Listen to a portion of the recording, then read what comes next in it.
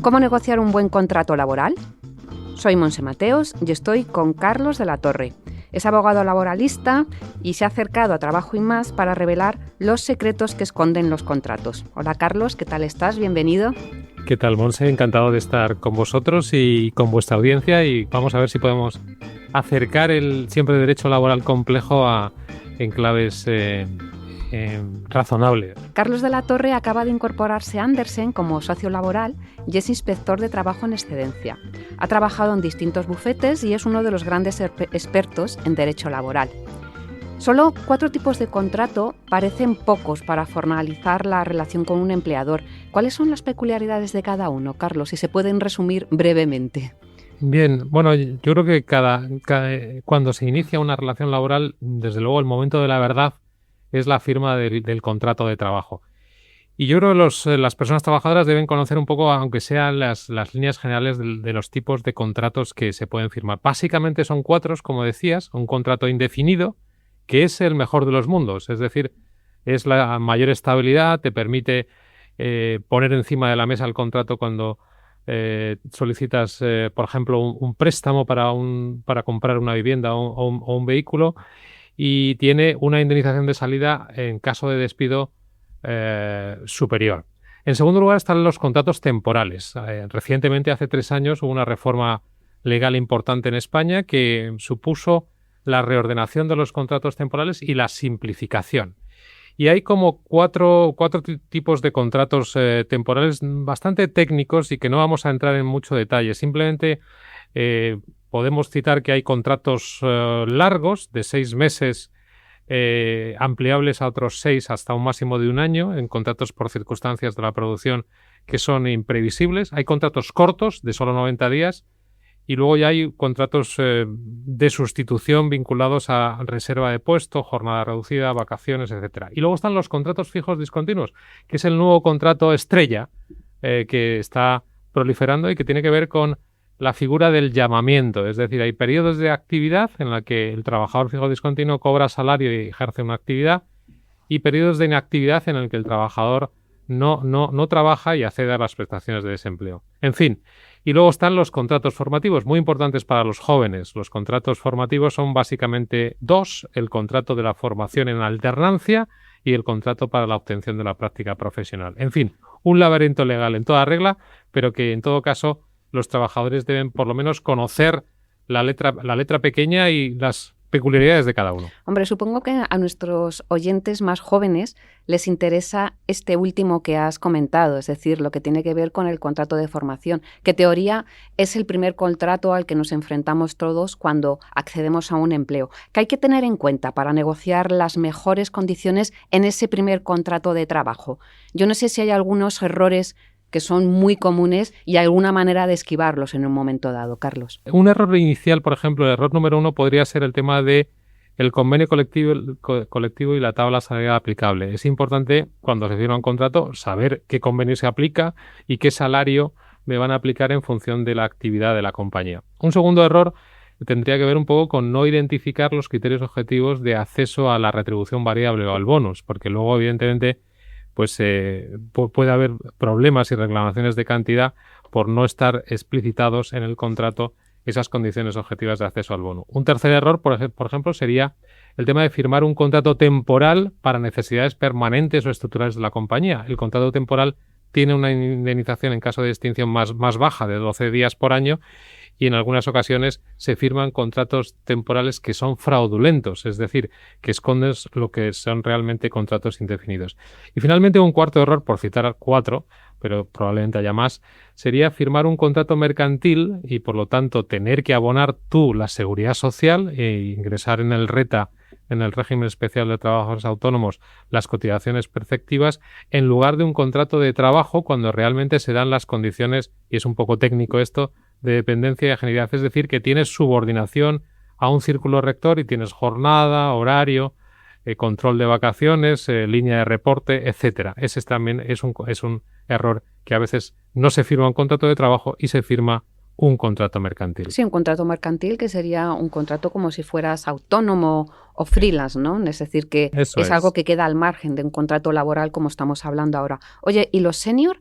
Porque imagino que el ser o estar más curtido en el mercado laboral tampoco te hace infalible a la hora de firmar un contrato. ¿Qué debe tener en cuenta un mando o un directivo incluso en la negociación de un buen contrato de trabajo? Yo no sé si en estos casos existe algún régimen especial, sobre todo en el caso de la alta dirección.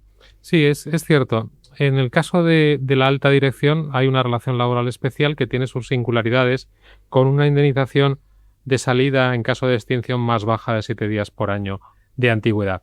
En realidad, el senior normalmente ocupa una posición de mando directiva, como decías, y por lo tanto ahí pues hay unas cláusulas especiales que tiene que revisar. Por ejemplo, la cláusula de no competencia postcontractual, pues habrá que ver, evidentemente, si hay una compensación económica adecuada para esa cláusula, ese tema de no competencia. Normalmente se identifica entre el 15 y el 30% del salario bruto anual como una compensación adecuada para la no competencia. Luego también hay otras condiciones, por ejemplo, el tema del bonus que hemos hablado, en el caso de de criterios complejos, por ejemplo, referido el abono del bonus al cálculo del EBITDA. Hay otros temas, por ejemplo, los cláusulas de blindaje, muy habitual en contratos senior, en el sentido de que, por ejemplo, en caso de extinción anticipada, en un contrato de un directivo, se pone un abono de un salario anual o de 2 años de salario con objeto... Esos son lo que llaman los golden parachute, ¿no? Eso o paracaídas de oro, ¿no? Esos son los paracaídas de oro que todo directivo quiere tener para en el caso de que vayan mal las cosas. Y luego los beneficios sociales. Son importantes también los beneficios sociales, el seguro médico, el seguro de accidentes, el seguro de RC, los planes de pensiones e incluso puede ser interesante en revisar la edad obligatoria de jubilación. En este caso hay que pensar que hay que ver o revisar el convenio aplicable para ver si hay una edad obligatoria. Si no hay convenio colectivo aplicable, pues hay que ver exactamente hasta qué punto podemos poner algún tipo de compensación cuando se cumple la edad ordinaria de jubilación, que está en una transitoria ahora, pero que va caminando hacia los 67 años. Eso es un punto muy, muy importante que seguro que les interesa a nuestros oyentes más senior, pero ¿qué circunstancias o condiciones especiales deberían tener en cuenta para no incurrir en fraude de ley en la negociación? Y esto es extensible también tanto para los más senior como para la gente más joven. Bueno, yo creo que el tema del fraude, que está bastante controlado por el Ministerio de Trabajo y por la Inspección Laboral, cuando se firma un contrato de trabajo, fundamentalmente está en 2 momentos. Uno sería el tema de los falsos autónomos y uno segundo podría ser el tema del fraude en la contratación temporal. Sobre falsos autónomos, bueno, conocéis, por ejemplo, el caso Globo, tan llamativo y que está en los medios, en el sentido de que esas plataformas han utilizado, según el Ministerio, de manera irregular las relaciones mercantiles y las condiciones de falsos autónomos para minorar los derechos de los trabajadores, y ahí es cierto que las contingencias económicas y los riesgos son muy altos, no solo porque puede haber sanciones y liquidaciones de la inspección laboral, sino porque incluso puede haber intervención del Ministerio Fiscal y de los juzgados de instrucción para imputar penalmente a los administradores de las sociedades. Y finalmente, el otro fraude en la negociación, o entre comillas, podría ser el fraude en el uso incorrecto de la contratación temporal cuando realmente se debe ofertar un contrato indefinido. Y aquí de nuevo entra la inspección laboral y hay sanciones incluso por cada contrato fraudulento que sea temporal y por lo tanto que deba ser indefinido, y puede ser una sanción que llega hasta 10.000 euros por contrato fraudulento. O sea que parece que en teoría podemos estar bastante tranquilos los trabajadores, está bastante vigilado. Oye, una de las cosas que a mí me interesa y seguro que a muchos de los que nos están escuchando, si existe una relación laboral especial, por ejemplo, en el caso de abogados, deportistas profesionales, artistas en espectáculos públicos, ¿qué contratos hay para estos colectivos tan específicos? Desde el despacho, desde Andersen, en muchas ocasiones asesoramos a deportistas profesionales o artistas a la hora de suscribir este tipo de contratación. Deportistas profesionales, por ejemplo, es cierto que hay un decreto muy antiguo del año 85, todavía bastante obsoleto y que debe ser reformulado en los próximos años para tener mayor seguridad jurídica, pero por ejemplo ahí se regula los derechos de imagen, que ha tenido también impacto en inspecciones fiscales cuando los jugadores han creado sociedades pantallas para obtener rentas y evitar impuestos. O tenemos, por ejemplo, situaciones vinculadas, por ejemplo, al tiempo que se pasa en las concentraciones deportivas o en los desplazamientos que no computan en la jornada máxima de trabajo de los deportistas profesionales. También, por ejemplo, está el tema de las federaciones, porque la licencia federativa es un documento externo al contrato de trabajo que marca la posibilidad de competir oficialmente en competiciones oficiales, y en el caso de inexistencia de la licencia, la jurisdicción aplicable no es la laboral, sino la contenciosa. Para abogados un poco lo mismo. En los abogados pues hay relaciones mercantiles en las que los socios trabajan sin dependencia y ajenidad para un despacho y con plena autonomía, y por lo tanto ejercen la profesión y son socios de cuota, o aquellos otros profesionales de la abogacía que sí que tienen una dependencia con el despacho y por lo tanto firman estos contratos de trabajo especiales. Y luego también están los abogados in-house de las compañías, que también tienen una relación laboral ordinaria. Es importante también conocer que en el caso de los abogados se trata de una profesión en la que se incluye y se incorpora de manera obligatoria en el colegio de abogados como colegiados ejercientes. Y finalmente los artistas, pues la verdad es que es una cuestión curiosa, porque los artistas, por ejemplo, es muy habitual que haya mucha intermitencia en el trabajo y contratos simultáneos en periodos cortos de tiempo con varias productoras, y a veces aquí es muy importante también en los contratos garantizar los derechos de autor y la compensación adecuada en la explotación de las obras que crean. Vale, parece que lo que son los flashes, las luces y el éxito no libra a nadie de tener un contrato y de tener que mirarlo también con lupa. Hablando de retos, mencionabas ahora que esa ley referida a la contratación de deportistas data de 1985.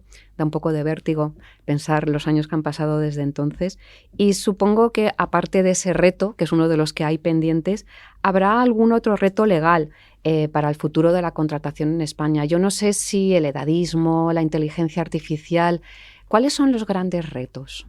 Pues muchos de los que has citado, por citar algunos, el tema del edadismo y la longevidad. Evidentemente caminamos cada vez más a la vida de los 100 años y el edadismo hoy en día es un problema estructural serio en el mercado laboral. Hay como una discriminación invisible y difícil de aflorar en el tema de la contratación de trabajadores de 50 o más años. Y cada vez vivimos más y cada vez más, sin embargo, los trabajadores de 50 o más años tienen menos oportunidades en el mercado laboral. Otro sería el tema del contrato compatible con la pensión. Es cierto que se ha avanzado por ejemplo, en medidas de jubilación parcial o jubilación demorada, pero todavía es insuficiente los cambios normativos, y yo creo que se debería avanzar en una compatibilidad plena, sin restricción del 100% de la pensión con el tema de la posibilidad de el salario del trabajador que ya se ha jubilado. Luego estaría el contrato joven. Sin duda es un reto. Cada vez más necesitamos una incorporación mayor de jóvenes en el mercado de trabajo, y a veces estos contratos formativos compiten con las becas. Sí. Y por lo tanto a veces y está el tema de los falsos becarios, que no hemos citado en la respuesta vinculada al fraude. También ahí hay fraude en el tema de las falsas becas. Y finalmente el tema de la inteligencia artificial, lo has citado. La inteligencia artificial es un tsunami, es la posibilidad de tener una palanca de productividad a la hora de gestionar los procesos de recursos humanos de manera muy rápida, con un software o con un chatbot que te permite, por ejemplo, seleccionar o tomar decisiones laborales de desarrollo, promoción e incluso desvinculación en base a lo que te dice un software o una inteligencia artificial. Y hay que evitar ahí la importancia de evitar los sesgos y las discriminaciones inconscientes, y por lo tanto, desde ese punto de vista, ese es un reto también importante de futuro. Hombre, sobre todo creo que el mayor de lo que has mencionado, ¿no? Sobre todo porque nos enfrentamos a una herramienta que en cierto modo es hasta incontrolable. Carlos, muchísimas gracias por haber estado con nosotros. Nos has hecho muy buen resumen de lo que son los tipos de contrato. Yo creo que a partir de aquí la gente ya sabrá más o menos por dónde tiene que tirar, pese a la maraña burocrática y legal que hay y que queda por venir. Gracias por estar con nosotros una vez más, y esperamos que estés con nosotros más adelante para contarnos cosas nuevas. Muchas gracias, Monse. Bueno, ya a vosotros, gracias por escucharnos. Os esperamos en el próximo episodio. Soy Monse Mateos, esto es Trabajo y Más, un podcast editado por Tamara Vázquez y dirigido por Amparo Polo. Nos podéis encontrar en todas las plataformas de podcast y en expansión.com. No olvidéis puntuarnos si os ha gustado este y todos los podcasts que sacamos en Trabajo y Más. Muchísimas gracias y hasta la próxima.